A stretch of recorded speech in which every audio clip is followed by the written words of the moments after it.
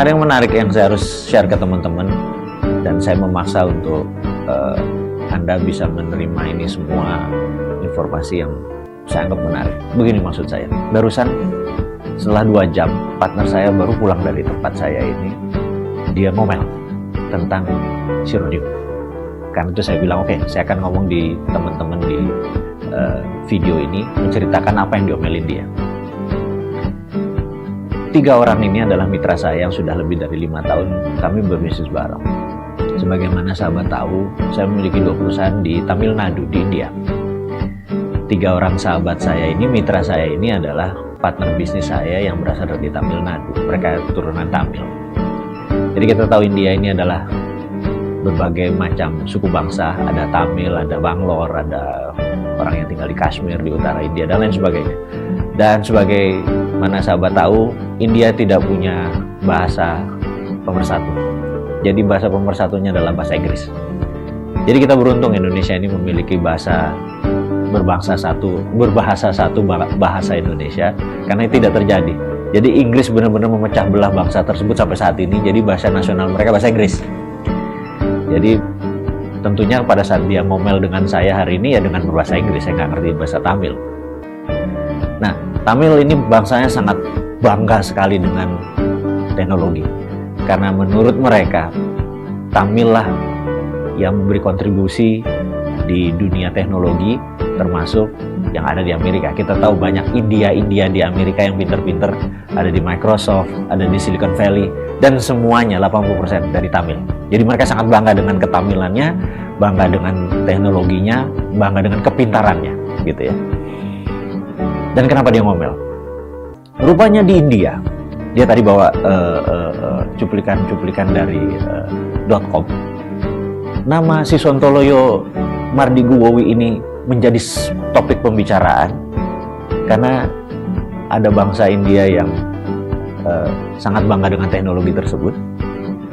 Tahu-tahu ada orang Indonesia menciptakan suatu crypto aset dan cryptocurrency yang bernama Sironium. Di India geger. Tentunya pro dan kontra, yang asli adalah banyak yang kontra, termasuk 3 partner bisnis saya ini. Bisnis saya ada 2 di sana. Yang satu tentang mining, yang satu lagi tentang bioteknologi. Saya tidak cerita tentang miningnya dan tidak cerita tentang bioteknologinya.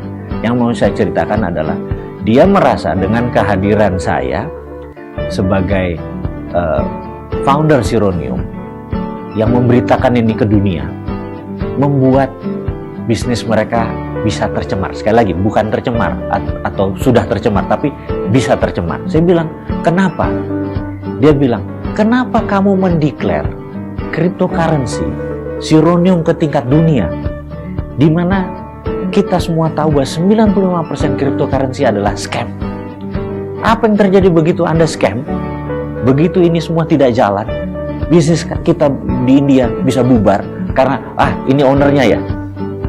Saya bilang oke, saya terima komplain teman-teman saya karena dia datang khusus dari India, khusus curhat untuk dia bilang jangan terusin, balik lagi ke sektor real, lupain itu cryptocurrency dan crypto aset. Ini 3 jam yang lalu nih, panjang dia menceritakan apologia atau defense-nya dia untuk menganggap bahwa jangan lanjutin. Saya bilang oke. Kita tahu kalau lagi orang komplain, lagi orang curhat, nomor 1 yang dilakukan adalah keep listening. Dengerin aja sampai udah habis, oke? Anything else you wanna talk? Nggak ada, ini aja. Oke. Saya bilang, saya mau menceritakan dulu alasan saya. Kenapa harus hadir? Alasannya begini. Kita tahu bahwa cryptocurrency yang ada saat ini kebanyakan tidak ada sektor realnya. Jadi, misalnya Bitcoin hanya berdasarkan algoritma, perhitungan-perhitungan matematis. Ya memang kuat sekali algoritmnya, sehingga solid juga database mereka. Yang saya terpikir adalah berbeda, saya bilang kayak gitu. Yang saya pikir adalah bagaimana kalau ada sektor realnya. Jadi sudah ada 5 macam produk setelah Sironium. Jadi Sironium berbasis dari gold. Anda tahu, saya bilang sama si guru, namanya Guru Nathan. Guru, Saya menyuplai ke tambang Anda adalah katalis. Bioteknologi saya yang dari Jawa Tengah, saya kirim katalis, diproses sehingga menjadi produksi ininya dia mineral dia, mineral solidnya.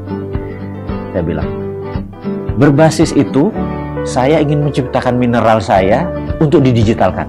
Jadi mineral tadi yang berupa precious metal saya digitalkan.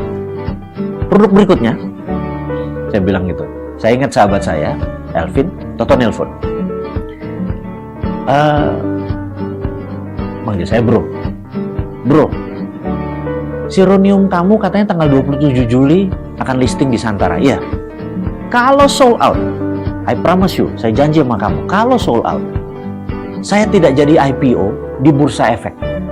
Saya punya 1 juta pohon kelapa sawit. Tadinya mau IPO di Bursa Efek. Tapi kalau sold out, artinya pasar kripto di Indonesia sudah masuk. Saya lebih baik ICO aja di tempat kamu. Ngerti maksudnya? Sektor real menganggap ICO lebih fleksibel, tidak memerlukan 3 tahun untuk IPO, dan ada sektor nyatanya. Jadi nanti ada namanya sawit koin, 1 batang sawit ya anggap dijual 2 juta, dan semua orang tahu 1 tahun pohon sawit menghasilkan berapa. Tinggal dibagi aja, berapa buat pengelola, buat investor, dan dia ada 1 juta, dan siap panen, gitu ya. Setelah itu, saya bilang sama guru lagi. Setelah Elvin ini telepon, saya ingat sahabat saya, si Nasution. Saya telepon dia. Karena apa si Nasution sahabat saya ini? Dia pemilik 4 juta pohon karet di Madinah, Mandailing Natal. Saya telepon dia. Di mana posisi? Di Madinah, Mandailing Natal. Lagi apa? Di kebun lah. 25 tahun aku ngurus kebun, katanya gitu. Boleh nggak 1 juta rubber coin, rubbermu, karetmu, pohonmu, saya buat rubber coin. Kau macam-macam aja kau. Aku tak ngerti. Tapi aku percaya kau. Bolehlah katanya. Ya, si Batak satu ini. Berarti produk ketiga, saya bilang sama guru, adalah rubber coin. Saya bilang gitu. Dan di sini agak sedikit terdiam dia, karena dia bilang, berarti kripto-kriptonya tadi selalu ada underlying atau ada pondasi sektor real. Ada. Berarti ini adalah funding biasa saja. Yes. Pertanyaan berikutnya, kamu sudah patenin ini belum? Oh, saya bilang, itu number 1. Saya patenin. Apa jawaban dia selanjutnya?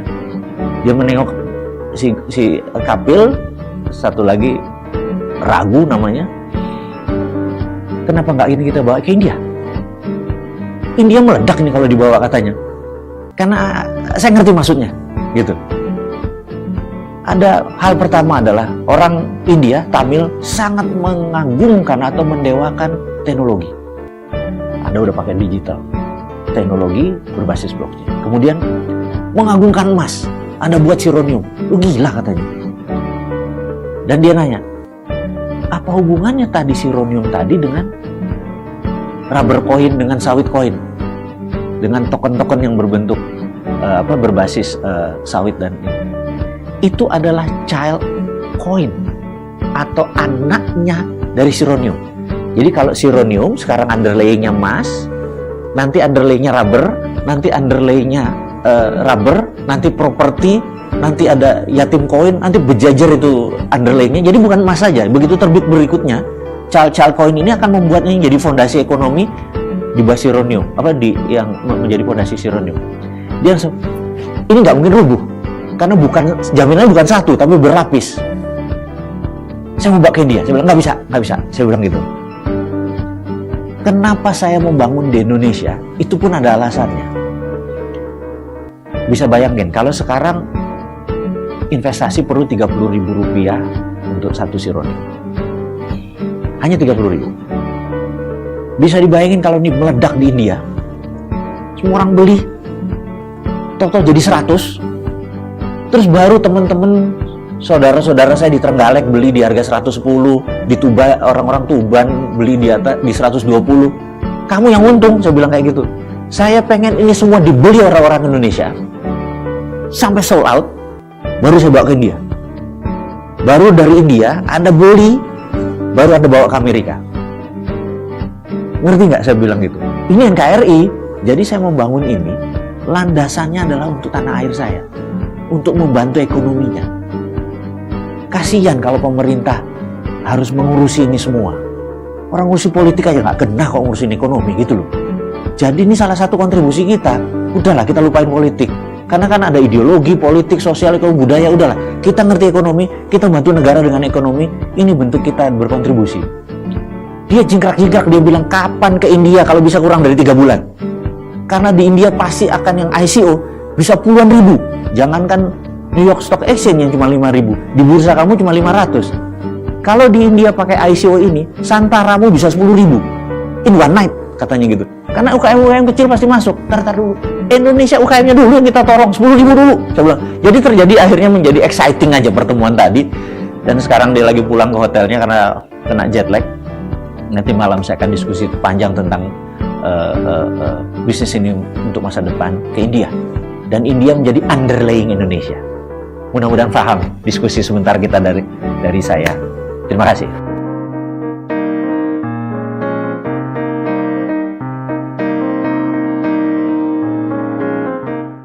Terima kasih guys sudah menonton sampai akhir dan sampai jumpa di waktu yang berikutnya.